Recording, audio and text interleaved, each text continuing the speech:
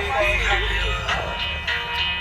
Even though I might not like this, I think that you'll be happier. I want you to be happier. Oh, this is fucking great.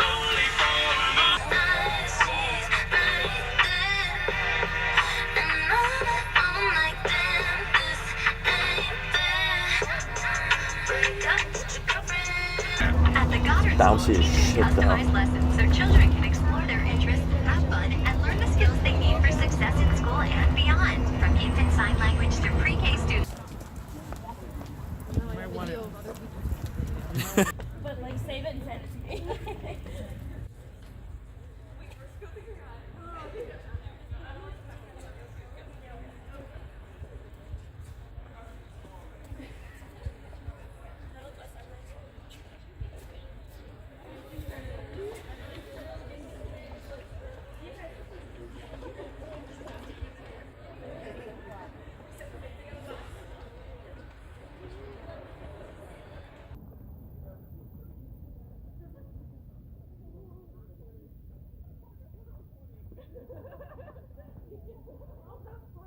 I think we're like the wind was going over your head and like you're like, are you the only ones that hold on this bus?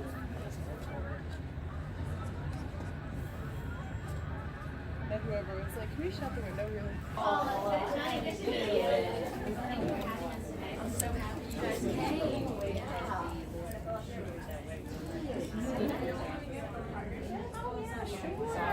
Let's see where we're putting them. Yeah. Just email. Okay.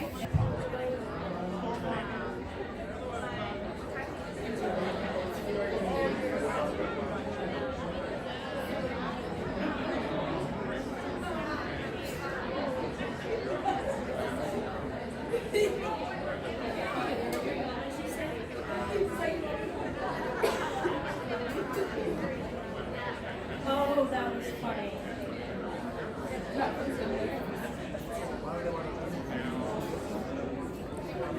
It's just awe-inspiring. It's difficult work. We don't always win, but we fight. We work together. I'm so happy to see all of you here together. I'm looking around at our district, and you represent every part of our community. I believe we have we do. We have a delegate from Montgomery County. Delegate from Montgomery County. We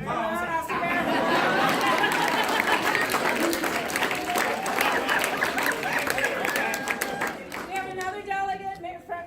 Say who you are. Anne Arundel County. There we go.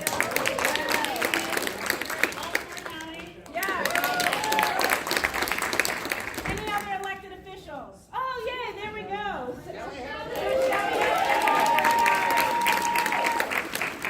We also have members of the Democratic State Central Committee here. We got our chairs. Where are you? You're always taking pictures. Go ahead. One by one, just introduce yourselves real quick. District Chair from 43rd District. Yeah. Tom Akris, gender balance member. Okay. Anybody? We have other. There we go. Yes. Cynthia Barber. Ricky, you're something else, aren't you? Yes. I am the chair for the Baltimore City Democrats.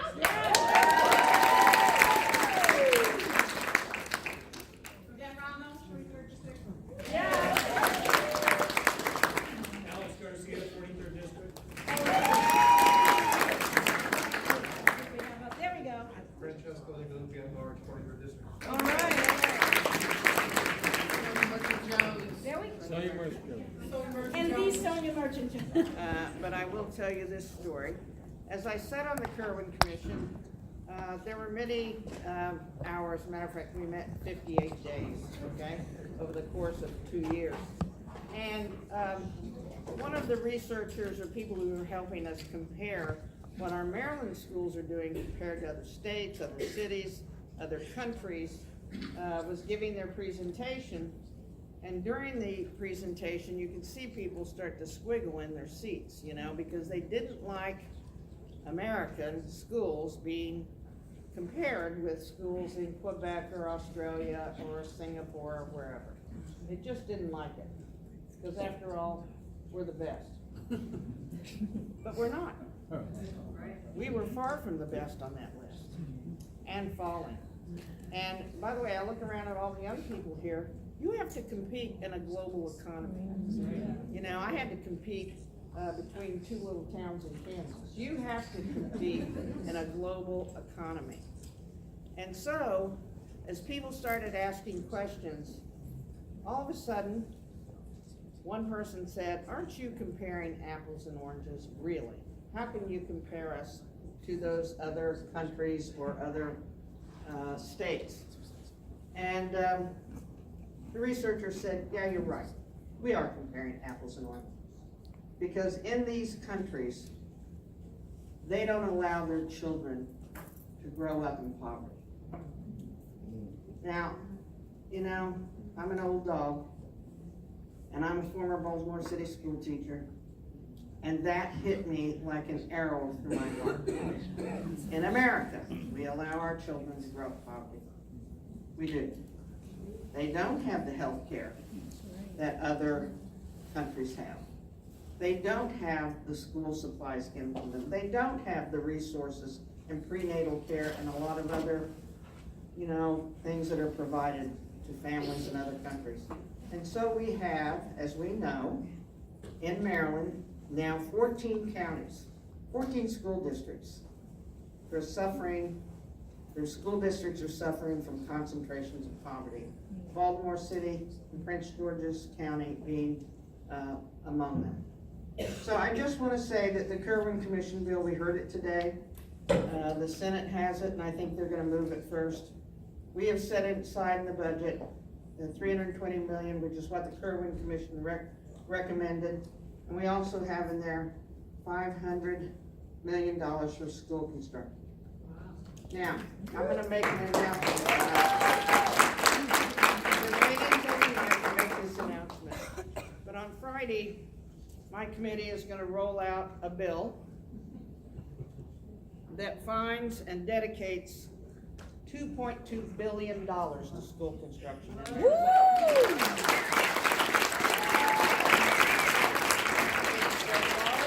Infusion of school construction money in our history, more than what happened with the 21st century schools in Baltimore City. And I want you to know that we have carved out another $400 million of state resources for Baltimore City schools to build.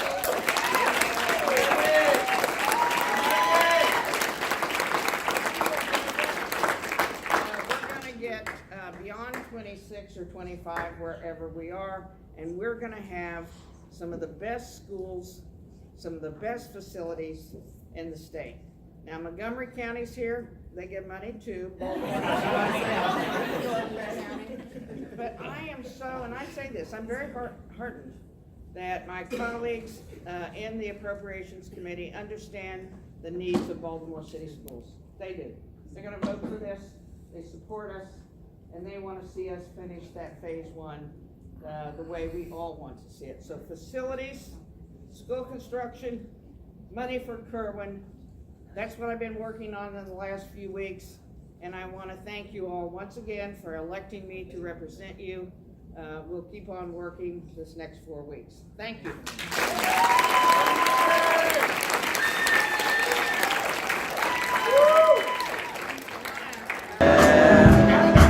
We are rolling. Okay. Should I look into the camera? You talking to me? Okay. The camera's just It's capturing just the perfection. Okay. My name is Cindy Camps. I'm from Baltimore City, born and raised. I am here now to try to make an impact on my community, to at least get more involved with my community, to find out what's going on. So that's why I'm here today. So one of the things that we talked about was earlier was that you had been personally affected. Yes. Which is funny because when I first sat down, you were like, no, not personally. And then I told you what I was here for. You're like, oh yeah, okay. Okay, well, oh, yeah. You know. Yeah, definitely. It's like you're born and raised in Baltimore. I thought about it later, like, okay, if you want to think about it, it's something I'm very passionate about, because I do see the disparities in our community. So yeah. You know, now I'm totally, this is a little Freudian slip psychoanalysis here, but I almost think the fact that you said it hasn't affected me that might be indicative of just how endemic it is, because it's so part of your day-to-day that you Well, don't yeah, I guess I was thinking me per se personally, because I feel like I have a good, I guess, what am I trying to say? I have a good reality of who I am. Yeah, I have been touched, but I also have an awareness of my self-worth. So I guess that's what I mean when you say has it touched me personally? It has, but I think I have risen above a lot of it. A lot of things that I could have gotten caught up in that I didn't. So I have an appreciation for that. So you've got grandkids, which I presume means you got kids too. Yes, I do. There's no way around that. You can't jump the middle Yeah, man, right? right. But having seen, some of the challenges and having talked to me about some of the concerns you have for them, what do you think within the realm of education, from where you're standing, what are the greatest challenges that young people of color in Baltimore face? I think one of the biggest challenges is when you get into a group session or when you're in school, you're expected to be on the same level as everyone else. So I really don't believe we're created all the same, right? So if I have I have grandkids. Some of them gone to daycare, so some of them may have a level up because they've gone to really good daycares where they've taught them counting, the ABCs, so it gives them a good start. But the minute that they hit the school system, it's gone. So it's like my grandson went in and he knew everything he needed to know to prepare him, right? But it's like a redundant kind of education. So now I see that he's not being reinforced with a lot of the things that he was taught before he got in there. And I don't know how that happened. I don't know the difference in the curriculum, but I've just seen already that I need to do something personally to make sure that he's on a specific level, that he's not falling behind. So it sounds like you're saying you feel that because of deficiencies in the school system, as a parent, as a grandparent, as a guardian, it becomes incumbent upon you to supplement what the school should be doing. Which I don't think is a bad. I know when your kids come home, you should stay. You should read. Do their homework with them. Yeah, read this is the type of stuff that you should do. But so many times, because you don't have anyone in the household, both parents are working. They're working long hours. Kids are pretty much fending for themselves, and you and I know they're going to go get on video games. They're going to go watch TV. So there's no one really home reinforcing a lot of stuff. And then when they go to school, if you're not the best, they're not reinforcing you there, so you kind of get left behind there. So I tend to see that's when you have behavioral problems, right? Because kids, or if you have behavioral problems, or say if you have focus issues, if they have focus issues, so they're not getting the like things. ADHD or something like that? I don't, that's a new term. I know I used to daydream, so they call it ADHD now.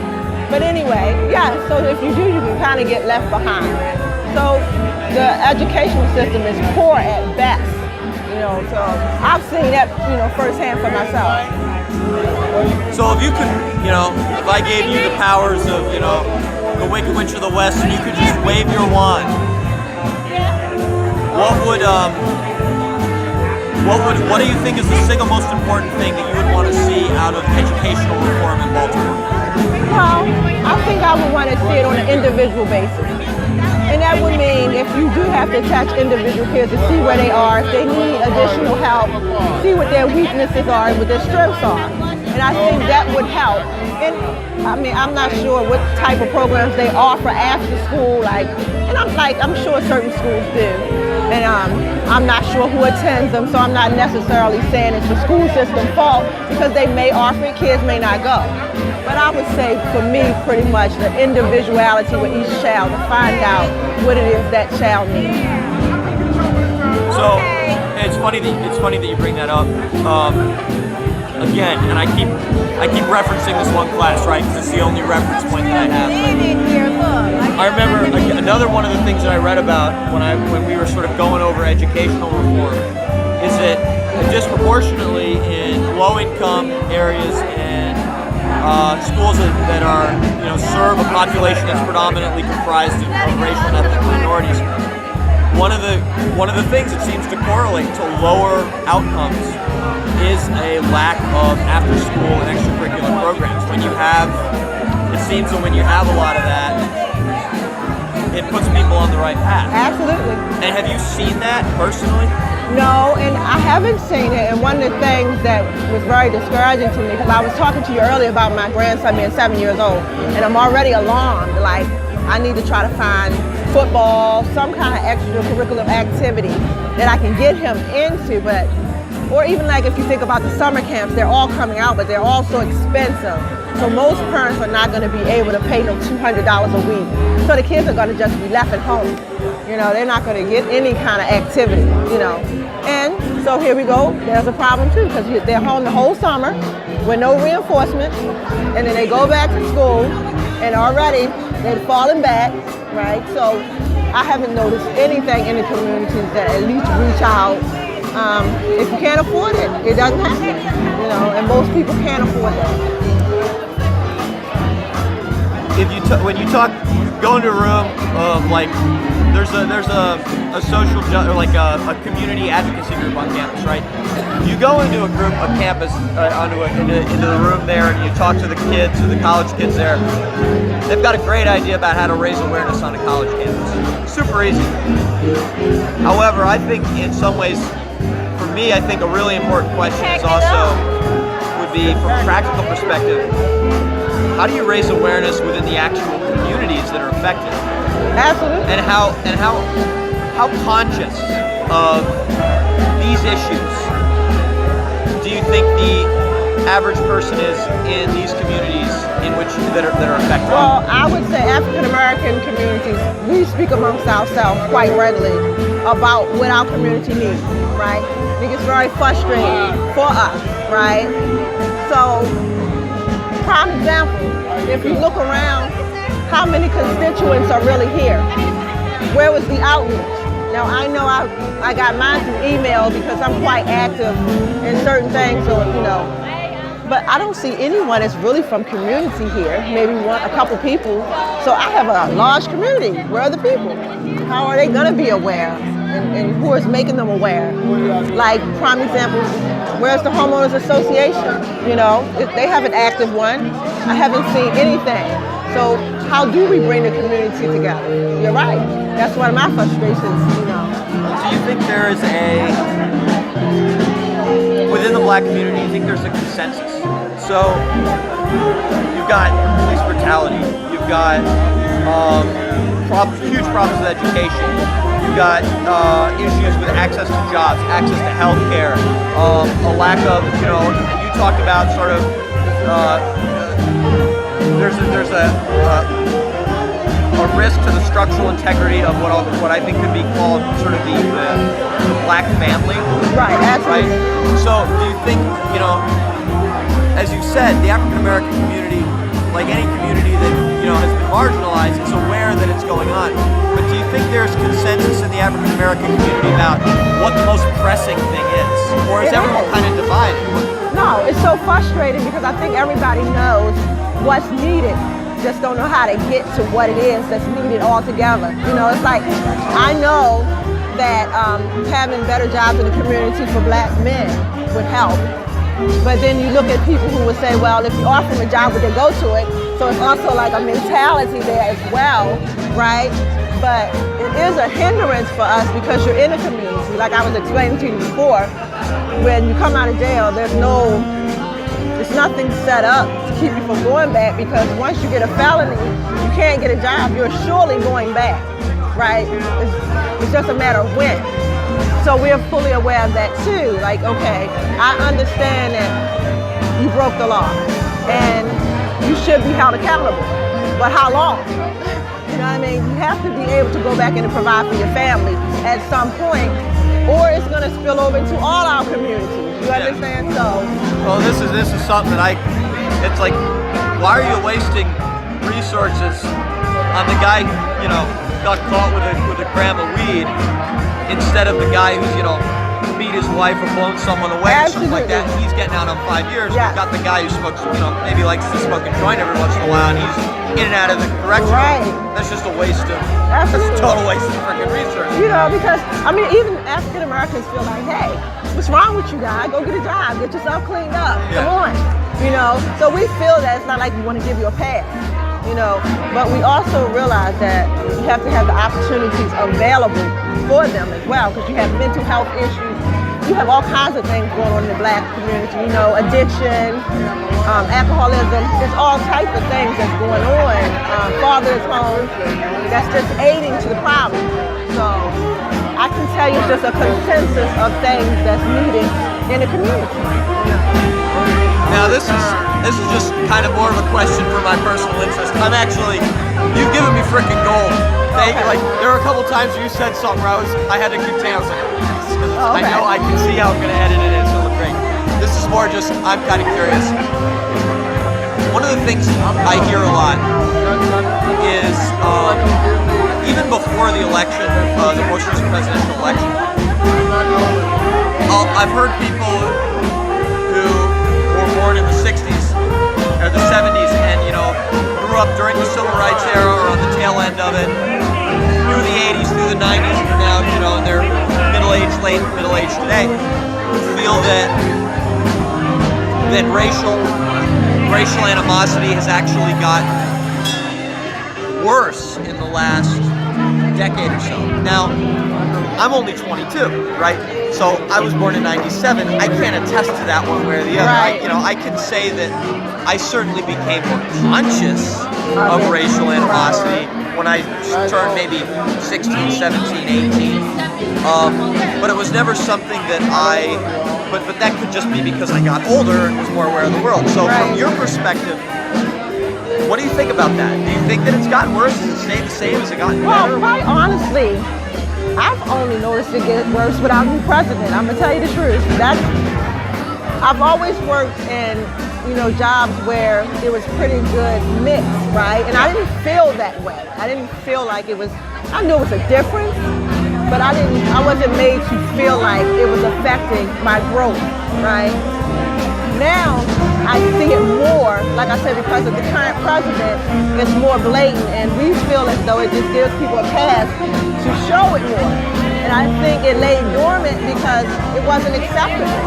People didn't embrace it. So I may not have felt it as much because people knew that it wasn't acceptable. But now it's like, okay, we can get a pass to behave like this. So that's what I feel now. So would it be fair to characterize, it sort of sounds like you're saying it may have been lingering on the tips of people's tongues, but it wasn't social. There was a social constraint that prevented them from saying it. Absolutely. And now, to some extent, that floodgate has been lifted. Yes. Yeah, that's a sentiment that I've heard a lot. Right.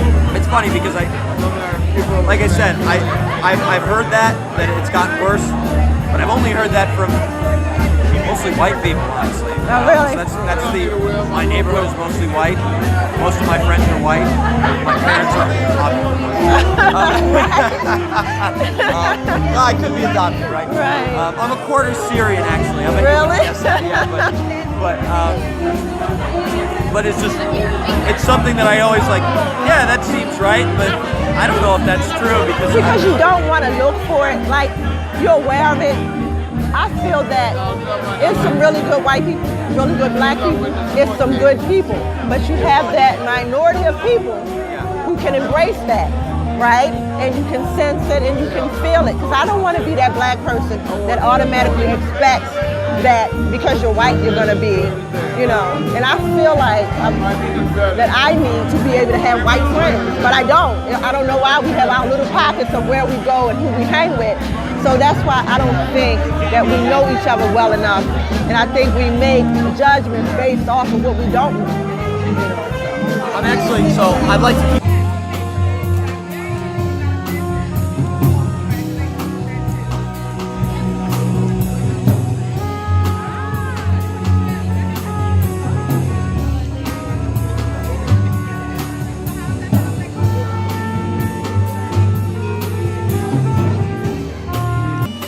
I got probably like 15 minutes of fucking interview with that woman.